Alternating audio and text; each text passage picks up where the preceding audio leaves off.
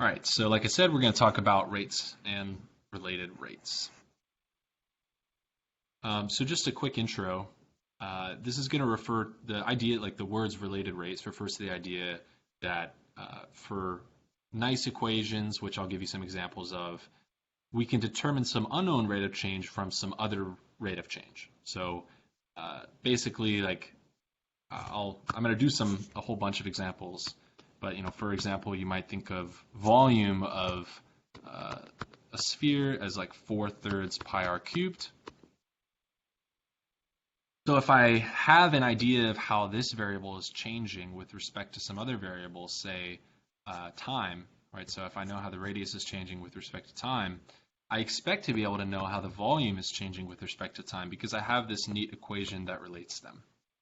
So we would say that the rates of change for volume and radius are related. So they're related rates. That's where the idea and the naming comes from. But I think this is most easily illustrated in an example. And look at that. The first example I have is also a sphere. So we have a snowball, okay? And maybe I'll even draw it for you. Let's see if I can draw a nice sphere. That's all right.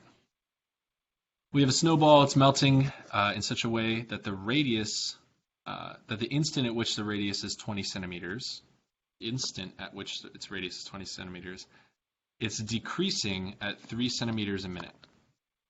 Okay? And now we want to know the rate at which the volume is changing when the radius is 20 centimeters. So what you might realize here is that radius is not fixed, right? It's depending on time. And we had a whole unit where we talked about things that implicitly depend on other things, right? And we called that we call them implicit functions, and then we talked about implicit differentiation. So we have to do that here. Okay. So let me show you what I mean by this. So first we have to model the situation. And our modeling skills are pretty good because we covered a lot of stuff in 4.3. So we know that the volume of a sphere, just like I said, is 4/3 pi r cubed. Okay. We can just take that fact for granted. And then we also know that radius depends on time, and so the volume depends on time as well. And so we're interested in finding the rate of change of the volume with respect to time. So I'm introducing a new variable t. Okay?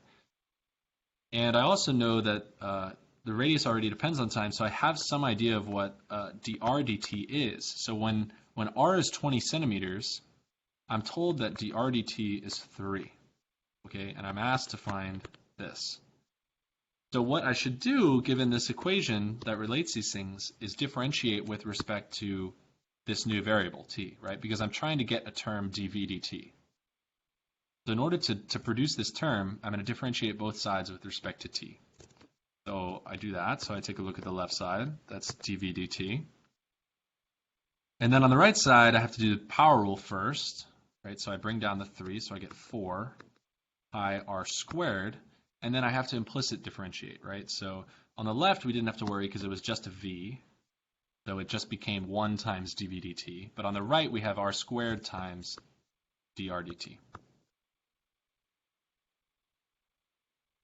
And then what's happening? Well, at the instant when the radius is 20 centimeters, we have certain information, and we only care about dv dt at that instant. So let's just plug in all that information. So we have 4 pi times 20 centimeters, and then we know at that exact instant that our radius is, it's decreasing, so it should be minus 3 times minus 3. So we get some number, so 20 squared is 400, times 4 is 1600, times minus 3 is minus 4800 pi. Okay. So that's it. Our volume is decreasing at this rate, and the rate, if we want to be very specific, is in the rate of change. So we can look at what's the units of dv dt. Well, it's the units of volume over the units of time. So here it was minutes. So centimeters cubed per minute. All right. Pause there for any questions. How are we doing in the chat?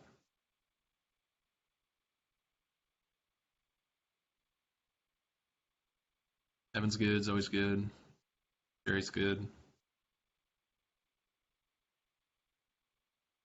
Things good, Mikhail's good. All right, guys, sounds good. So we'll keep going. So here, you can just look at the slides for your reference, but I did that whole thing just on the previous slide, so I won't do it again. Oh, did I do something wrong? Maybe I did my math wrong. It says it's minus 15,000. Oh, that's because I didn't multiply out the pi. That's right. But here I did, so this is approximately what it is. Okay.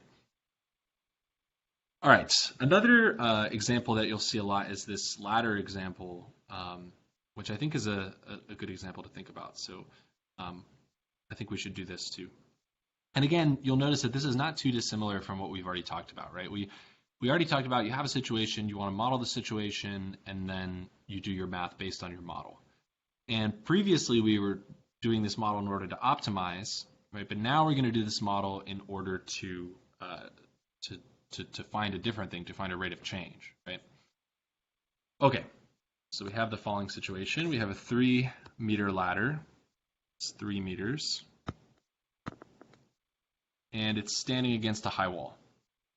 And the foot of the ladder is moving outward, so it's going this way. The foot of the ladder is moving outward at a rate of 0.1 meters per second. And this is in meters also. Standing against a high wall, so draw my wall, it goes off forever like that. Much higher than the ladder, presumably. All right, so the foot of the ladder is 1 meter away from the wall. So down here, this is 1 meter. And they're asking when this is the case, how fast is the top of the ladder falling? So here's the top of the ladder in green, and they're asking for what is this rate of change? Okay, so I think the first thing to do is draw this picture, and that gives you a much better idea. So I like to draw the picture sort of as I walk through the problem. I think that's the most natural way to do it. And then we have to figure out what in the world are these quantities. How can we model this situation using mathematics? So the first thing I would do is notice that this picture that I've drawn is a triangle. And in particular, we're going to assume that the wall is standing straight upright, right? It's not like a crazy wall. And they should, if it's some slant, they should tell you what that is. But here it's just a normal upright wall. So we're going to assume that that angle that I've just drawn in purple is a right angle. Okay. That's a right angle. And now I want to give these things names. That's always the first thing that I want to do. So I'm going to name this bottom guy X, call that distance X, right? Because it's going to change. It's 1 meter right now, but the bottom is sliding out. So it's liable to change. And I'm going to call this distance Y for the same reason, because that's liable to change, right? It's going to slide down, and then how much the ladder has slid down is going to be told to me by whatever Y is. On the other hand, this distance here, this is never going to change, right? This is my ladder. This is constant. So no matter how far my ladder dips down, it's still the same length. It's not actually shrinking my ladder. So I have a right triangle, and I don't know what the sides are at all times, but I do know that x squared plus y squared equals 3 squared, right? That's the Pythagorean theorem, okay? So nothing too advanced so far. So far we're just giving things names and trying to figure out what this question is asking in context of math. So we have this equation, and now we want to figure out, okay, what exactly are they asking for? Well, we just called this thing y, and we're asking for the green arrow, right? The rate of change of the top of the ladder. So in other words, we're asking for dy dt. Okay, so I'm introducing a new variable again, right? Because that's the variable that everything is changing with respect to, right? Okay, so now I have this equation, and we're in the same situation as last time.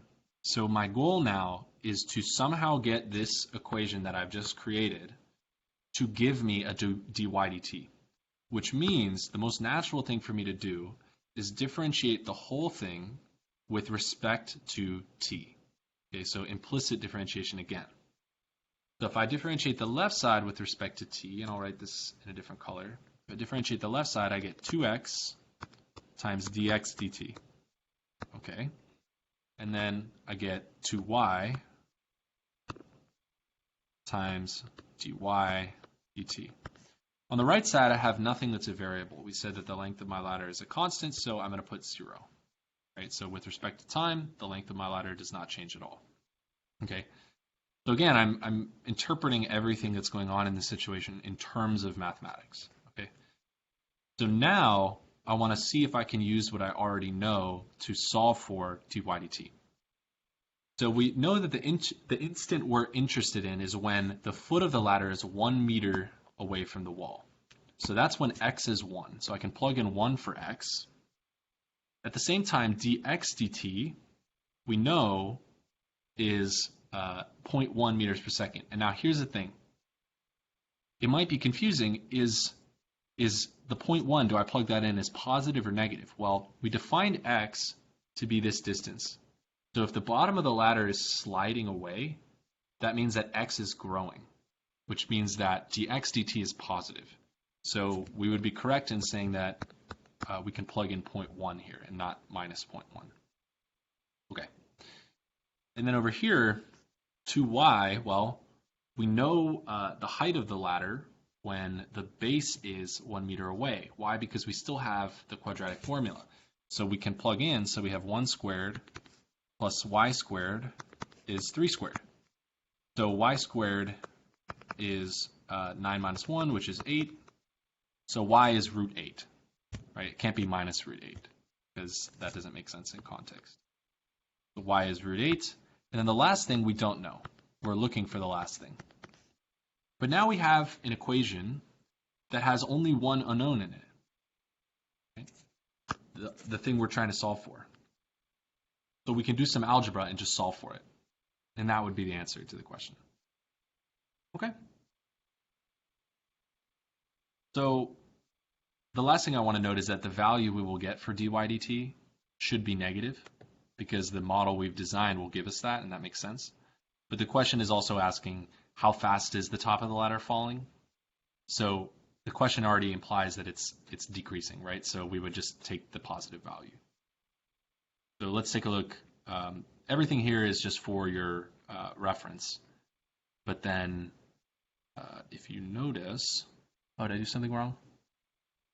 No, I just solved for it beforehand. That's fine. Right. So if you solve for it, you get that it's this quantity. It's this minus 0.035 meters per second. So it just means that it's falling at 0.035 meters per second. Okay. I'm going to check the chat. Any questions about that? Everybody feel good with that example, or something needs to be explained more? Okay. Evan's good. Zoe's good. Yuling's good. Grace good. Alex is good. All right, guys. Sounds good. We will do one of the challenge problems. See, that one's a bit long. Maybe we'll do this one.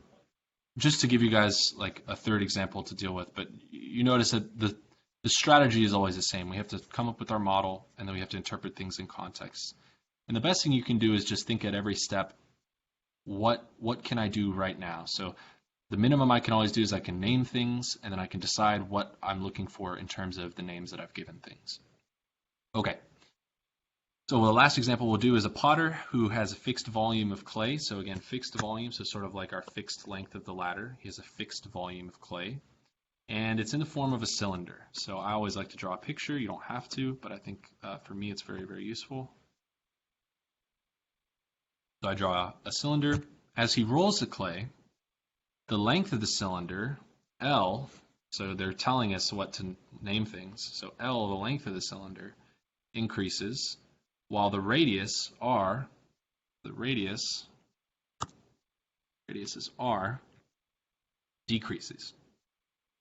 If the length of the cylinder is increasing at a constant rate of 0.2 meters per second, so again, a lot of things with respect to time, so dl dt is increasing 0.2 centimeters per second.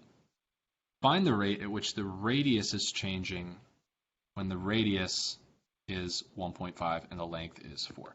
So we want to find dr dt, and we know that we're only interested in the instant when the radius is this and the length is this.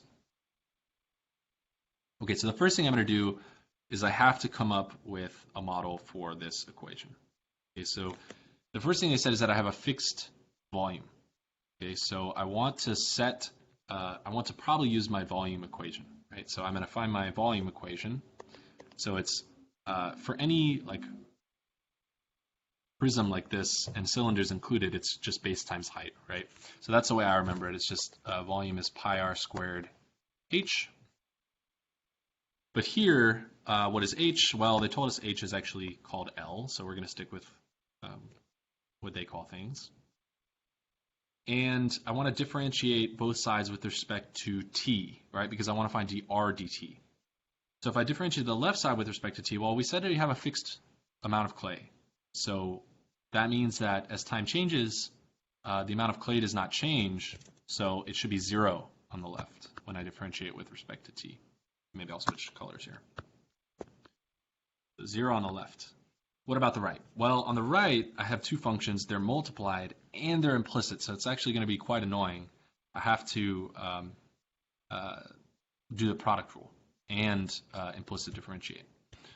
So the first term, derivative of the first term, I'll leave my pi on the outside. Derivative of the first term is 2r times dr dt. Okay. And then times the second term, right? And then plus first term, r squared, times the derivative of the second term, which is just dl dt, because derivative of L is just 1. Okay, so I can divide both sides by pi, so I actually don't care about this pi anymore. And now what I'm looking for is dr dt, and the rest of the information I can just plug in. So I won't do the algebra, but just to remind you, 2 times r, so they're asking when the radius is 1.5. And then dr dt, they're saying if the length of the cylinder increases at a... Oh, sorry, we're looking for dr dt. Dr dt times L. The length at that instant is 4 centimeters plus r squared, which is 1.5 squared, times dl dt, which is 0.2, and it's positive because the length is increasing. And now we just have, again, an equation where the only unknown is dr dt. We can solve for that. Okay. Any questions about that?